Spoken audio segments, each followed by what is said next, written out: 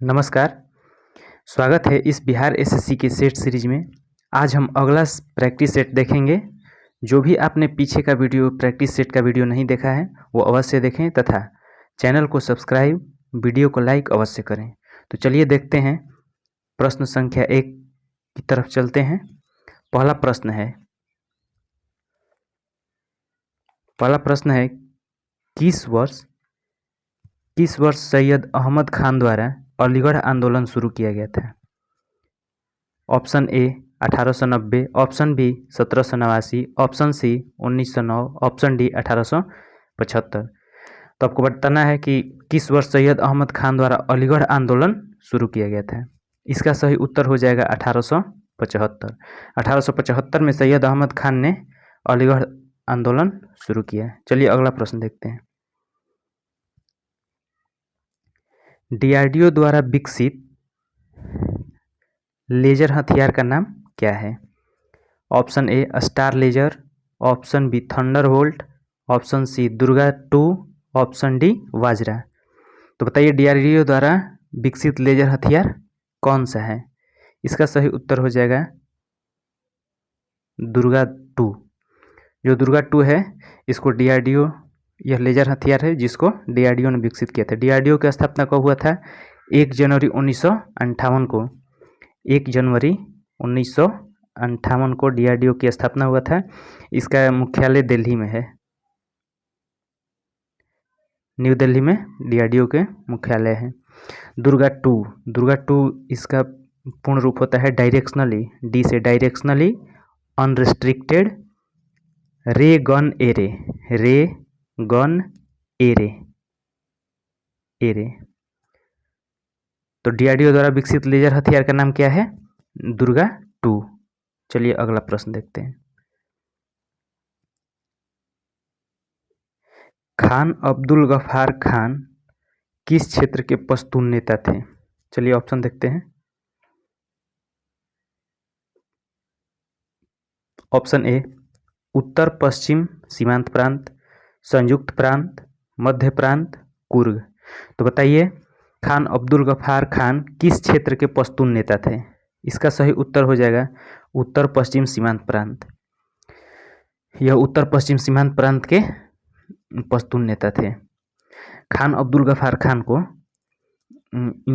इनको फ्रंटियर गांधी के नाम से भी जाना जाता है। किसको? खान अब्दुल गफ्फार खान को। जो ये खान अब्दुल गफ्फार खान हैं इनको फ्रंटियर गांधी तथा पाकिस्तान में बच्चा खान कहाँ पे? पाकिस्तान में।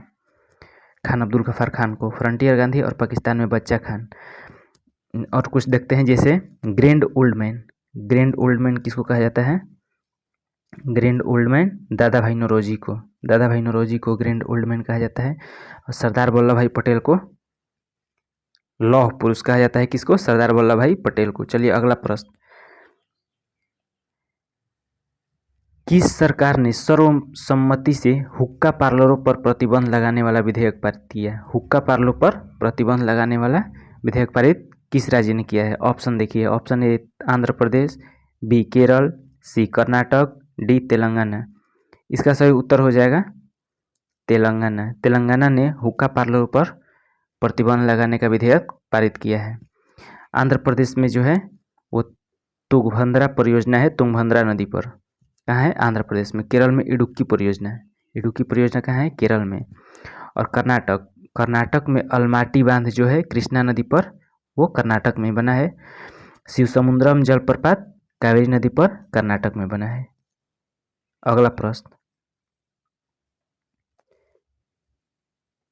निम्नलिखित में से कौन सा त्यौहार ओडिशा में मनाया जाता है? आपको बताना है ओडिशा में कौन सा त्यौहार मनाया जाता है। Option A Ambubachi Mela, option B Chap Charkut, option C Namsoong, option D Navkaleshwar. तो बताइए ओडिशा में कौन सा मनाया जाता है? इसका सही उत्तर हो जाएगा नवकलेश्वर। नवकलेश्वर जो त्यौहार है वो उड़ीसा में मनाया जाता है। अब ऑप्शन में का पूरा देखते हैं। जैसे अंबुबाची मेला कहाँ मनाया जाता है? असम में कामाख्या मंदिर में अंबुबाची का मेला मनाया जाता है। चाप चारकूट मिजोरम में, और नवकलेश्वर उड़ीसा में रथ यात्रा भी मनाया जाता है, जो पुरी में होता है रथ यात्रा उड़ीसा में। अगला प्रश्न है, मार्च 1919 में बॉम्बे में निम्नलिखित में से किस समिति का गठन किया गया था? बताइए, मार्च 1919 में बॉम्बे में किस समिति का गठन किया गया था? ऑप्शन ए हंटर समिति, ऑप्शन बी खिलाफत समिति, ऑप्शन सी सार्जेंट समिति, ऑप्शन डी सप्रू समिति। बताइए, इसका सही उत्तर हो जाएगा खिलाफत समिति। मार्च 1919 में खिलाफत समिति का गठन किया गया था। हंटर समिति, जो हंटर समिति है, यह 1919 में जालियांवाला बाग हत्याकांड की जांच करने के लिए समिति को बनाया गया था, हंटर समिति को। जो खिलाफत समिति है, यह 1919 से 1924 के बीच यह आंदोलन हुआ। कौन? खिलाफत आंदोलन, सॉरी समिति नहीं, खिलाफत जो आंदोलन था वो 1919 से 1924 के बीच आंदोलन हुआ था। सप्रू समिति, जो सप्रू समिति है वो 1945 में यह रिपोर्ट प्रकाशित करता है, सप्रू समिति। इसके अध्यक्ष थे तेज बहादुर सप्रू। चलिए अगला प्रश्न देखते हैं। डिडवाना झील किस राज्य में स्थित है? डिडवाना झील किस राज्य में स्थित है? ऑप्शन ए गुजरात, महाराष्ट्र, राजस्थान, जम्मू कश्मीर। तो बताइए, इसका जवाब आप कमेंट बॉक्स में दीजिए। डिडवाना झील किस राज्य में स्थित है? इसका सही उत्तर हो जाएगा राजस्थान। राजस्थान में डिडवाना झील। राजस्थान में और कौन कौन सा झील है? जैसे राजसमंद, जयसमंद, सांभर, ये सब कहाँ है? ये सब है राजस्थान में। और महाराष्ट्र में लोनार झील, जम्मू कश्मीर में जैसे जानते हैं डल झील, वुलर झील आदि। चलिए अगला प्रश्न, आई डेयर किसकी आत्मकथा है? आई डेयर किसकी आत्मकथा है? ऑप्शन है व्योमिका सिंह, किरण बेदी, कल्पना चावला, कंगना रनौत। तो बताइए, आई डेयर किसकी आत्मकथा है? इसका सही उत्तर हो जाएगा किरण बेदी। किरण बेदी की आत्मकथा है आई डेयर। और कुछ देखते हैं, जैसे इग्नाइटेड माइंड यह किसका है? Ignited mind APJ Abdul Kalam के द्वारा लिखा गया पुस्तक है इग्नाइटेड माइंड। अर्थशास्त्र पुस्तक किसने लिखा है? चाणक्य ने अर्थशास्त्र पुस्तक लिखा है। अर्थशास्त्र में ना कि अर्थशास्त्र के बारे में, बल्कि उसमें राजनीति के बारे में चर्चा है। किस पुस्तक में? अर्थशास्त्र में, जो चाणक्य द्वारा लिखा हुआ है। सनीडेज पुस्तक, सनीडेज किसने लिखा है? सनीडेज सुनील गावस्कर ने लिखा है। Wide angle Anil Kumble. चलिए अगला प्रश्न, पंडित रविशंकर किस वाद्य यंत्र से संबंधित है? बताइए, पंडित रविशंकर किस वाद्य यंत्र से संबंधित है? Option A tabla, option B sitar, option C shehnai, option D bansuri. इसका सही उत्तर हो जाएगा सितार से। पंडित रविशंकर सितार से संबंधित है। तबला से कौन कौन संबंधित है? जैसे जाकिर हुसैन तबला बजाते हैं, अल्लाह रखा खान। तबला से जाकिर हुसैन और अल्लाह रखा खान। सितार से हो गया आपका एक पंडित रविशंकर, दूसरा हो जाएगा निखिल बनर्जी और विलायत खान। निखिल बनर्जी और विलायत खान भी सितार बजाते हैं। शहनाई में हो जाएगा आपका बिस्मिल्लाह खान और अली अहमद खान, वो शहनाई बजाते हैं। और बांसुरी में बहुत महत्वपूर्ण है, जो हमेशा पूछता है, पंडित हरिप्रसाद चौरसिया और पन्नालाल घोष, वो बांसुरी बजाते हैं। नेक्स्ट प्रश्न है, फ्यूहरर किसको कहा जाता है? ये जो फ्यूहरर है किसको कहा जाता है? ऑप्शन ए Tolstoy, Adolf Hitler, Roosevelt, Bismarck. तो बताइए, फ्यूहरर किसको कहा जाता है? इसका सही उत्तर हो जाएगा एडोल्फ हिटलर। हिटलर को फ्यूहरर कहा जाता है। हिटलर की आत्मकथा थी मीन कैम्प जो थी वो हिटलर की आत्मकथा थी। और एक राष्ट्र एक नेता का नारा किसने दिया था? हिटलर ने भी एक राष्ट्र एक नेता का नारा दिया था। ये जो रूजवेल्ट है, रूजवेल्ट सेकेंड वर्ल्ड वार के समय यह अमेरिका का राष्ट्रपति था। कौन? रूजवेल्ट। अगला प्रश्न, गीता का अनुवाद अंग्रेजी में किसने किया? बताइए, गीता का अनुवाद अंग्रेजी में किसने किया? ऑप्शन देखते हैं इसका। ऑप्शन ए चंदवर दाई, option B James Williamson, option C William Wilkins, option D पेट्रोक। तो बताइए, गीता का अनुवाद अंग्रेजी में किसने किया? इसका सही उत्तर हो जाएगा विलियम विल्किंस। विलियम विल्किंस ने गीता का अंग्रेजी में अनुवाद किया था। चंदवरदाई, जो चंदवरदाई है यह पृथ्वीराज चौहान जो था उसके राष्ट्र कवि था। कौन? सॉरी, राज कवि था चंदवरदाई। और पेट्रॉक, जो पेट्रॉक है यह मानववाद का संस्थापक था जो इटली का था। पेट्रॉक कहाँ का था? इटली का था। तो इसका सही उत्तर हो जाएगा विलियम विल्किंस। अगला प्रश्न, अंतर्राष्ट्रीय शांति और सुरक्षा संविधान के किस अनुच्छेद में वर्णित है? तो बताइए किस अनुच्छेद में यह बताया गया है अंतर्राष्ट्रीय शांति और सुरक्षा के बारे में? ऑप्शन ए अनुच्छेद 46, अनुच्छेद 49, अनुच्छेद 50, अनुच्छेद 51। इसका सही उत्तर हो जाएगा अनुच्छेद 51। अनुच्छेद 51 में अंतर्राष्ट्रीय शांति और सुरक्षा वर्णित है। पूरा अनुच्छेद का देखते हैं किस में क्या क्या लिखा गया है। अनुच्छेद 46 जो है इसमें बताया गया है कि राज्य के भीतर जितने पिछड़े लोग हैं उनको आर्थिक और शैक्षणिक मदद राज्य करेगा। राज्य के भीतर पिछड़े लोगों की आर्थिक और शैक्षणिक मदद वो किस अनुच्छेद में है? अनुच्छेद 46 में है। अनुच्छेद 49 में क्या है? स्मारक स्थलों का संरक्षण करने की व्यवस्था किस में है? अनुच्छेद 49 में। अनुच्छेद 50 में कार्यपालिका को न्यायपालिका से पृथककरण यानी कि अलग करना। अगला प्रश्न देखते हैं, चतुर्थ बौद्ध संगीति कहाँ हुआ था?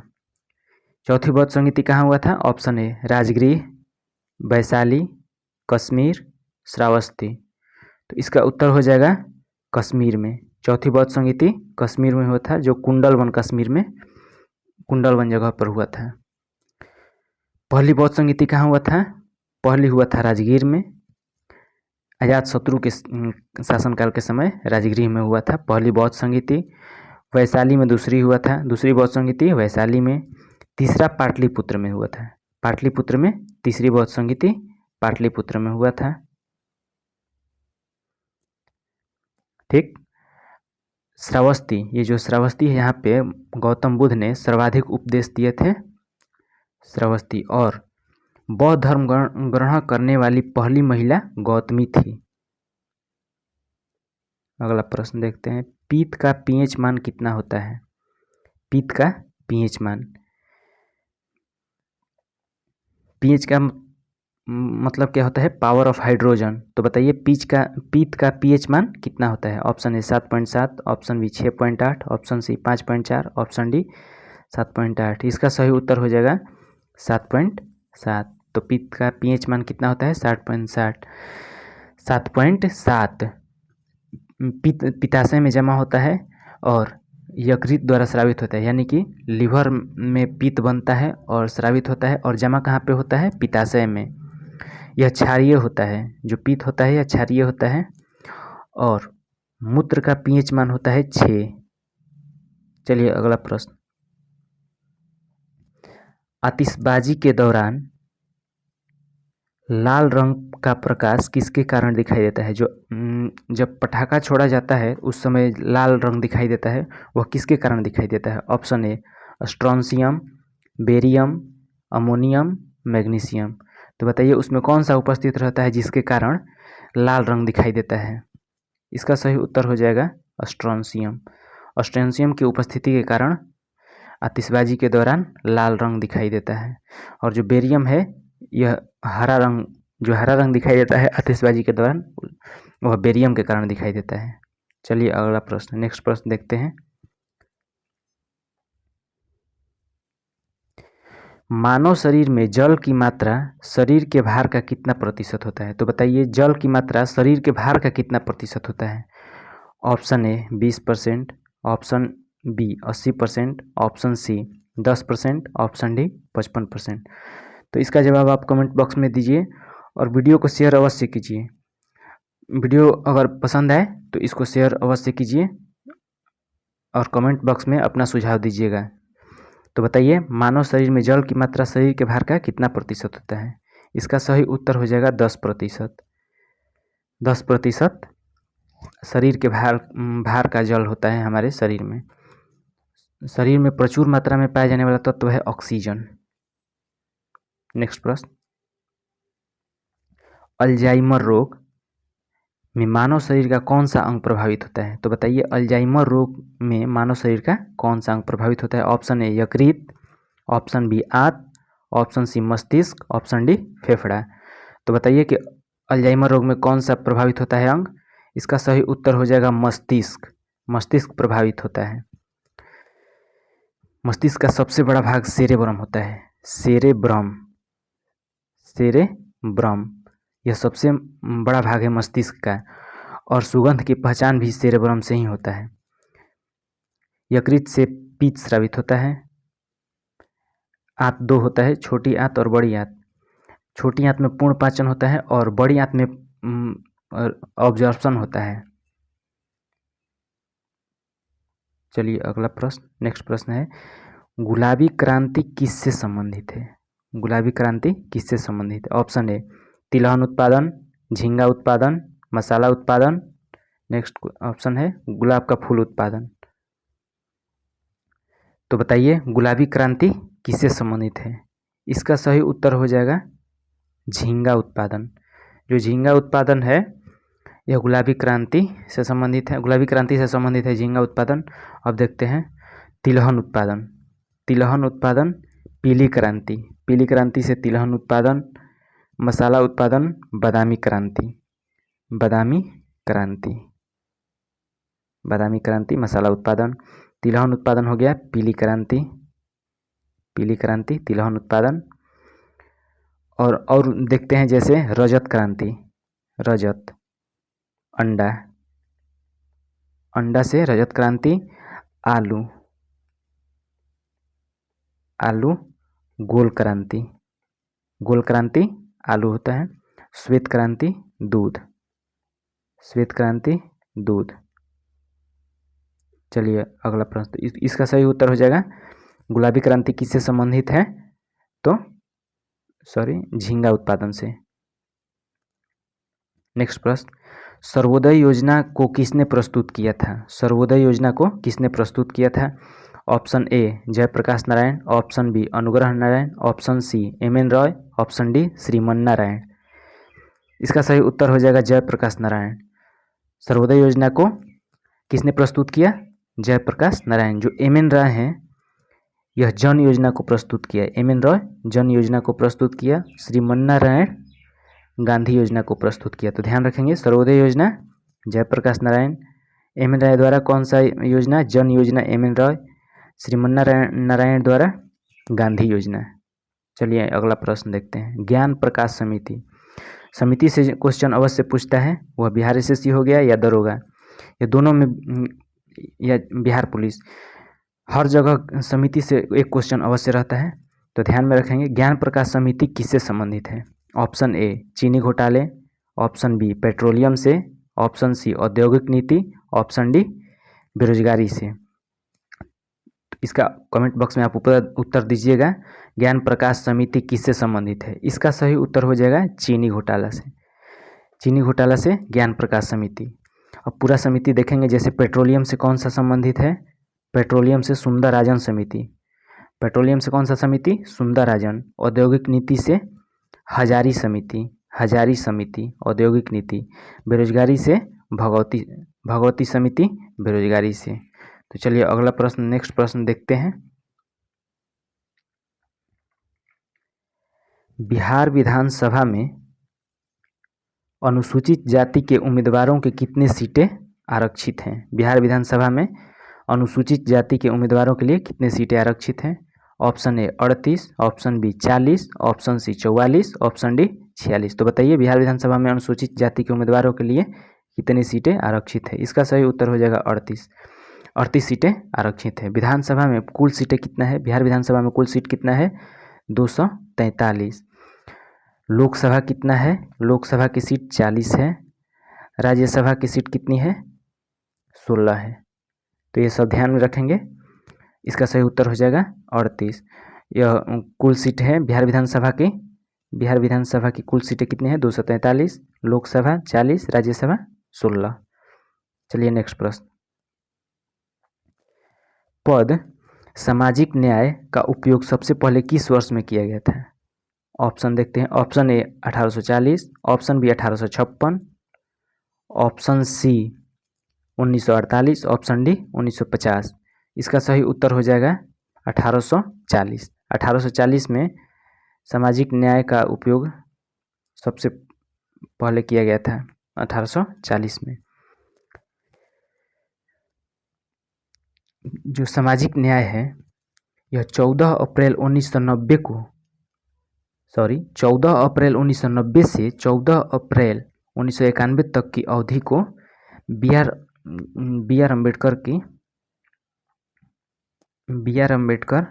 भीमराव अंबेडकर की स्मृति में सामाजिक न्याय वर्ष के रूप में मनाया गया था।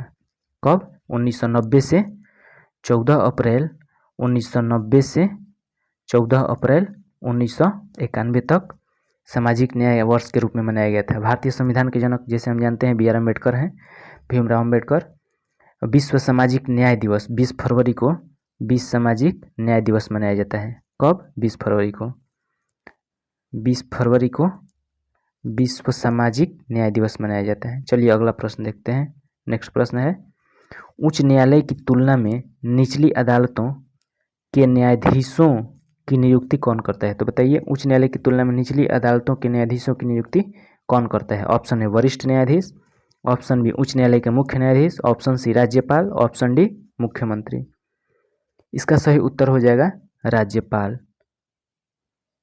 राज्यपाल नियुक्त करते हैं। चलिए नेक्स्ट प्रश्न देखते हैं। विश्व की सबसे बड़ी नदी निम्नलिखित में से किस महाद्वीप में स्थित है? तो सबसे पहले ये बताइए कि विश्व की सबसे बड़ी नदी है कौन और किस महाद्वीप में स्थित है? इसका सही उत्तर हो जाएगा दक्षिणी अमेरिका। दक्षिणी अमेरिका में है और विश्व की सबसे बड़ी है अमेजन नदी। बड़ी पूछेगा तो अमेजन नदी, लंबी पूछेगा तो नील नदी। विश्व की सबसे लंबी नील और सबसे बड़ी अमेजन जो है दक्षिण अमेरिका में है। यह चौथा नंबर का सबसे बड़ा महाद्वीप है। कौन? दक्षिण अमेरिका। जो अमेजन नदी है यह एंडीज पर्वतमाला से निकलती है। कौन? अमेजन नदी। तो विश्व की सबसे बड़ी नदी निम्नलिखित में से किस महाद्वीप में स्थित है? दक्षिण अमेरिका में। ऑस्ट्रेलिया 6 नंबर का है। जैसे पहला सबसे बड़ा कौन सा है महाद्वीप? एशिया, फिर अफ्रीका, फिर उत्तरी अमेरिका, दक्षिणी अमेरिका, यूरोप, अंतिम है ऑस्ट्रेलिया। अगला प्रश्न, स्पीड पोस्ट पुस्तक के लेखक कौन है? स्पीड पोस्ट पुस्तक के लेखक कौन है? ऑप्शन है भीष्म साहनी, विक्रम सेठ, शोभा डे, खुशवंत सिंह। तो बताइए स्पीड पोस्ट पुस्तक के लेखक कौन है? पुस्तक से भी एक क्वेश्चन जरूरी रहता है तो ध्यान में रखेंगे। इसका उत्तर हो जाएगा शोभा डे। स्पीड पोस्ट के पुस्तक के लेखक कौन है? शोभा डे। भीष्म साहनी तमस पुस्तक के लेखक हैं भीष्म साहनी। तमस कौन है? भीष्म साहनी। विक्रम सेठ असूटेबल बॉय